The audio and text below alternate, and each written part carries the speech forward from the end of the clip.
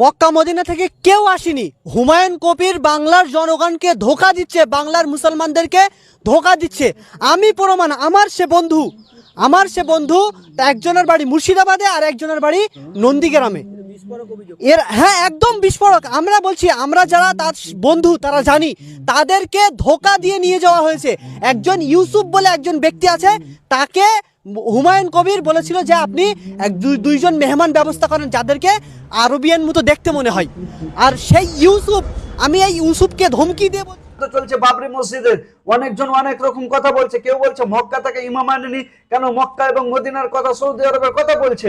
হতে পারে সেখানে একটা ভুল হয়ে গিয়েছে, মক্কা থেকে তিনি আনতে চেয়েছিলেন, আনতে পারেনি, কিন্তু হয়ে গিয়েছে। কিন্তু দুঃখের বিষয়, এই বিভ্রান্ত করলে আমাদের চলবে না, কারণ আমরা মুসলিম, আমাদেরকে মিলেমিশে চলতে হবে। অনেক মুসলমান গাদ্দারি করছে, অনেক মুসলমান অনেক রকম কথা বলছে, কিন্তু দুঃখের বিষয় তুমি মুসলমান হয়ে তুমি কিরকম করে কথা বলতে পারো?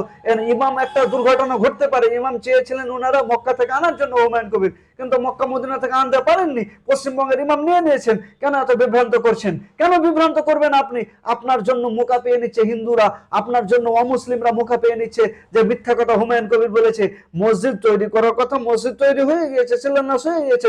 ইমাম মক্কার হোক মদিনার হোক, সে ইমাম কিনা, সে মৌলভী সাহেব কিনা, সে কারি সাহেব কিনা, সে টুপি দাঁড়িয়ে আছে কিনা, সেটা দেখতে হবে।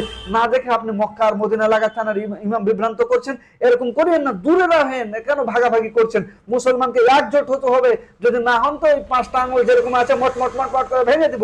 আর যদি একজোট হয়ে যান, কেউ ভাঙতে পারবে না। তো যাই হোক, ইমাম আর বিভ্রান্ত করিয়েন না। মসজিদ শিলান্যাস হয়ে গেছে, এগুলো বাড়াইন না কথা। যা হওয়ার চুপচাপ থেকে যান।